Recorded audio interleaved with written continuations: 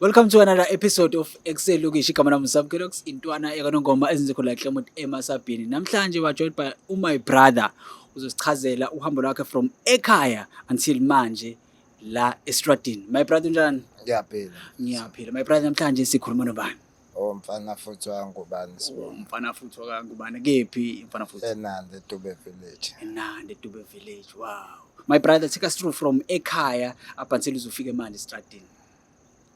Onke yangisuse ekhaya. Into yakususe edladlini ya. Onke yangisuse ekhaya uqala ukubhema nokwenza into wrong. Ya ngasho ngithi into yangisuse ekhaya kusho ukuthi khona sisaphuza. Yeah. Sibhema nensangu kusho ukuthi khona umfethu wagcina efika nayo lento ayifaka ensangweni. Kusho ukuthi ukuhamba kwesikhathi ngase ngiyezwa ukuthi kunento mengayibhemanga ngizwa amaphini yabo ngihambe ngimbuza ukuthi yini la ngibhemise yona mase yachaza ukuthi hayi iwunga idayiswapi u15 rand. Silokho sizama ke imali sithenga mhlambe sihambe siyotshontsha sibuye sidayise lezo zinto sithola imali osithenga. Futhi ngelinye ilanga ke sathi medlula amakhelwane ubhuti wamakhelwane uyaphuza kanti uselele. Ngasithi phe etafula kunemali engango1000 sibabili sathatha lo mali kanti izojump ukuthi thina sithathile. Yeah. Sabona sijampile sebefikile emakhaya bachaza ukuthi usibani bathatha imali kanje. Sabaleka sesa la eThekwini masifika la eThekwini sahlala eworkshop. Salokho futhi siqhubeka siphila ngokuganga sibamba inkunzi senze into wrong. Saboshwa nawe accuse wami. Yeah. That's masiboshwa sagwetshwa 2 years. Iziphi igaba enaniboshela zona? Thina first besenze irobhani umuntu kodwa simsabisa singakhiphi isikhala. Simthusa ngasikhona into esiphethe nje asinikele ofuni.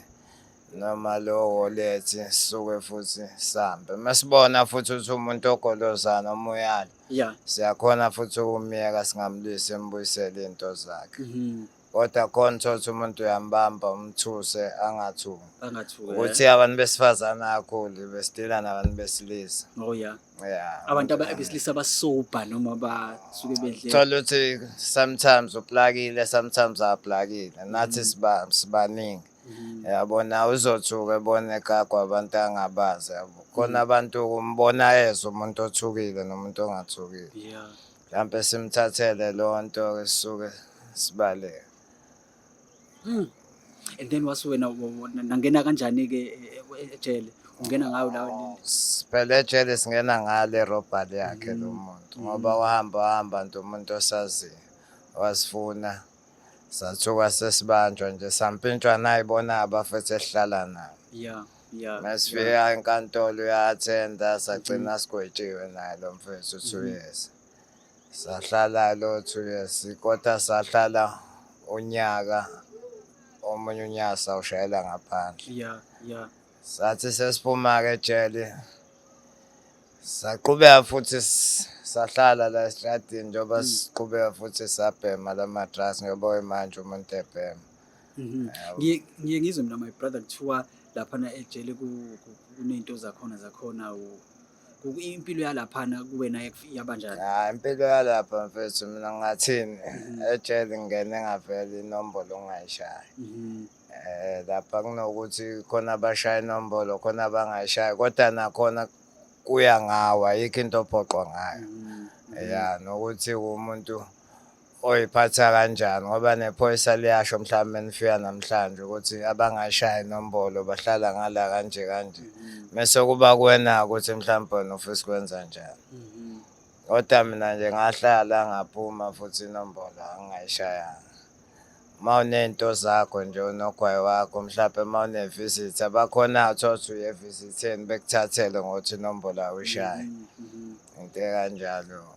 So wahlala 2 years laphana and then okay 1 year wahlala ngaphakathi omunye wahlala ngaphakathi. So ngasayinelwe ekhaya.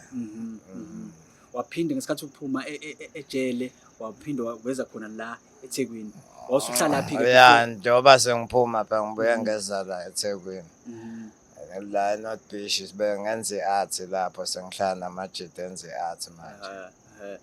So ukuphuma kwakhe ejele wasukhona ukuyiphilisa kanjani after?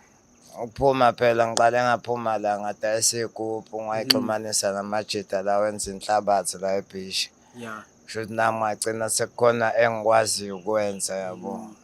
Kuyimanje ngiyakhona uy'philisa ngayo i-art noma ngiyidayisela iy'gubhu. Yeah. Ngikhona ukuthi ngiphile.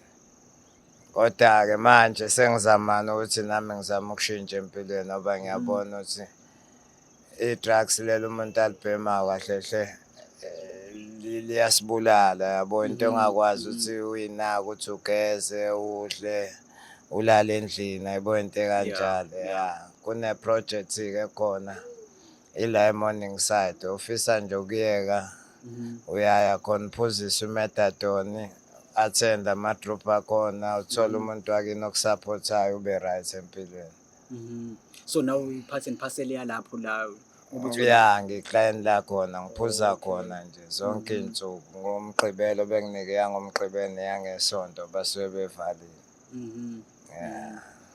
So nje ukuziphilisa wena wakho ukudayisa nje iy'gubhu kuphela. Dayisa Attenda iy'gubhu le. mese ngi-attenda le project engiyi-attendayo. Angithi manje sengiyazama ukuthi mangiqeda ukuyi-attenda ngikwazi ukulungisa namaphutha. Mawukuthi khona amaphutha ekhaya ngibuyele ekhaya ngixolise lapho nalapho yabo.